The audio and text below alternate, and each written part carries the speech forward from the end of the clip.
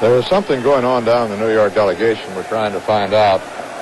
We saw the chairman Rosenbaum of the New York delegation, the bald-headed gentleman there, seemed to be chasing some large man off the floor, and now he's somebody being escorted off the floor by the guards. We'll find out in a moment what that was about. Mort Dean is down with the New York group now. Mort, come in. Walter, what happened, there are two problems here. Number one, someone with a Utah credential came by and ripped the phone out of the socket, a phone belonging to Richard Rosenbaum, the chairman of the New York delegation. But we have another problem. The Burns guards here will not permit us news people on the floor. They claim that, and we're really being shoved around, that Senator Dole has ordered them to clear the aisle. And could you explain what the problem is now? They just had a little ruckus over a sign down there, Mr. Okay, but why aren't the news people being allowed on the floor? They're going to allow them now. We're being allowed on the floor now, Walter. Let me walk down and see what Richard Rosenbaum himself has to say. He's on the telephone. Excuse me. He demanded that the authorities here arrest that gentleman from Utah, but he was escorted off the floor. Mr. Rosenbaum now is on one telephone that is working. I can't understand you. We'll be able to talk with him in just a moment. Tell us what happened now. Well, all I know is some guy came charging over and tore out my phone. You tore out the president's phone? Why? Yeah, he tore out the Ford phone, and he also damaged my other phone. And what did he say to He you? was from Regan. He was a Regan man. From where? Because he had Utah? a Regan button head. And what did he say to you, Dick? Well, no, I think he's vice chairman of one of those delegations. And then what happened? Well, then he ran out the back there, and I went back and asked him to have him What arrested. reason did he give? I don't know, something to do with the sign. I don't know. What had to do with me? I think they got him, yeah. Did you get your phone back in? No, the phone's torn out. Look at it. Now, which phone is that, Dick? Which phone is that? I've got to have it. It represents a whole bunch of states. Dick, which phone is that? My white Ford phone. And where does that go? That connects to the trailer. The trailer, the Ford trailer, the command. Yes.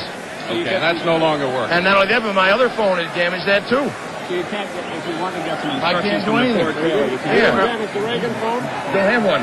Well, Walter, that's the story from the New York delegation. A phone ripped out, a brief scuffle, and a lot of pushing and shoving right now. Walter? Mike Wallace is outside the hall where the Mississippi delegation has been caucusing on this matter. Mike? They're not caucusing. They're having a meeting, they say. They're just having a friendly meeting. And look where they're having it, Walter. You see where it says CBS Correspondence? That's our office. Mudd, Rather, Dean, and I, office inside there. And somebody offered them the facilities of the CBS trailer. And they've been in there for about 10 or 15 minutes. They are basically the Reagan people in the Mississippi delegation. What they want to do is break that unit rule. As you know, earlier today, they voted 31 to 28 to go with President Ford and not with Ronald Reagan on 16C. And then they decided to go with the unit rule, which is 30 to nothing, to go with Ford and not Reagan on 16C. And then that story about Rogers Morton saying that the president was not going to pay all of that attention to the Cotton South upset a good many people, the Reagan people, inside that Mississippi delegation, and Clark Reed, indeed.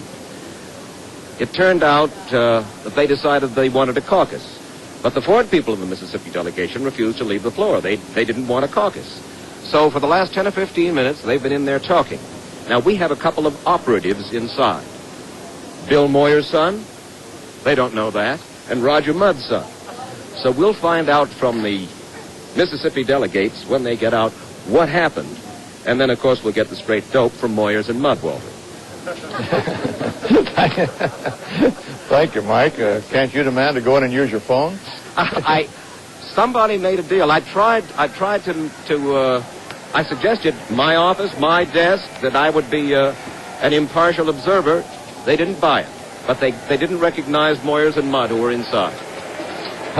Mike, that little discussion is still going on down the floor here about what happened in the New York delegation. Quite a little fuss going on down there. Nelson Rockefeller had been holding up the phone that was torn out by, they claim, a Utah delegation man. The door is coming open. Maybe that is true. Here's Moyers. Utah delegation told Dan Rather Here's they Mud. tore out the phone because they claimed that Matthew? Vice President Rockefeller tore down What one of happened their in there? signs. Matthew Mudd, Young Moyers, what happened in there? They were deciding whether or not to break unit rule. And what did they finally decide? Well, they tried to take a vote of the people that were in there, but not everyone was in there. So they couldn't decide. I think there was 22, 23. Some of them, I think, are still on the floor. There were 21 people in there, and they said they couldn't vote unless they had the entire delegation. Majority of them want to break unit rule or vote themselves out from under it. That's what they said. Well, how did they? What did that? This is Perry Wolf's son, John Wolf. Yeah. They said they've missed most of the delegation. They're sure they had 28 before. They're sure they can get 31 now. All right, I tell you what. Here's Vic Marber. He is the Reagan whip in the Mississippi delegation. Vic, if you'll come on down here and we'll now find out what kind of reporters we have in Moyers, Wolf, and Mudd here. Vic Marber. You ready? Yeah. What would you like to know? I would like to know what happened inside around my desk. Well, it appears that the vote on 16C is extremely close. You mean in Mississippi or all across the country? All across the country Right. and in Mississippi. Yeah. There are a few more votes needed in order for 16C to pass. Right. Or to win. Right. Right now, the Mississippi delegation is going to be polled individually on whether or not to come out from under the unit rule on this particular issue. I see. If we come out from under the unit rule on this particular issue, only the delegates will vote. Gotcha. And the delegates will be polled individually to determine who is for and who is against it. Coming out from under the unit rule. On only this particular... No.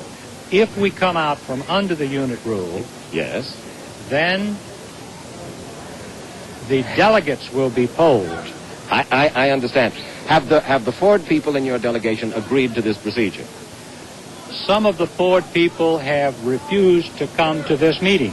Most of them. Not all of them, but some of them. Right. We are going to poll them individually, and they will participate in the poll. Is it that important? You think the vote is that close across the country that perhaps 15 votes in Mississippi could make that much difference? This is what we have been told. Malcolm Mabry told me that this is the ball game, that if you lose here, you've lost, period. You've lost tomorrow night, too. That's not correct, because the vote on 16C cut both ways. There were some people in the Ford camp and some people in the Reagan camp who voted one way or the other. It's not a clear-cut Ford-Reagan decision in the Mississippi delegation. Did you found it cool, pleasant? You mean No, friendly? inside there. Friendly, inside the CBS correspondence Very booth. friendly, very cool, very comfortable, and we thank CBS for the use of it. All right. Thanks for the use of the hall, Walter. Now Mort Deans with Nelson Rockefeller. Governor, what happened? The part of the phone is down there on the floor. Could you show our viewers what happened to it? It's right around there. Could we have that handle down there, please? Here, let me just bend down. Could I borrow this for a sec? Governor, could you stand up for a moment? Just stand up. The phone people are here connecting it. You have a disconnected phone, Vice President. We've got the telephone people, I want to tell you, with the greatest efficiency and the most tremendous speed. They're right on the job. Okay. And I've got to give them back All the right. equipment so they can put it in. A good plug for the phone company, but... Can we have a conference up at the box with Tower and the boys right now? Yeah. Okay. Mr. Vice President, could you just tell us what happened now? What did you see? What did I say? No, what did you see? I mean, who did it and what happened here? It's the Somebody seat next came to by yours. whom none of us knew and just told Dick Rosenbaum that if he didn't get that sign back, he was going to rip out the phone. What sign was that? The Utah delegate says he saw you take a sign from another man that was a Reagan sign. He handed it to me. He held it as I went by, and I just took it. I thought he was handing it to me. And then he came over to get that Reagan sign back? No, it wasn't he. It was a man from Utah. Who came to get that Reagan sign from you? Right. Okay. Does this smack of 64 all over again or it's just not? a little light side. A little light side. Okay. On the No, floor. I didn't. Something new every day. I'm trying to get out, but I can't get out. Okay. The Vice President wants to get out of here, and he can unless we get out of here. And rather agile 68, I think it is. Okay, there he goes. Secret Service helping. CBS helping. And Walter?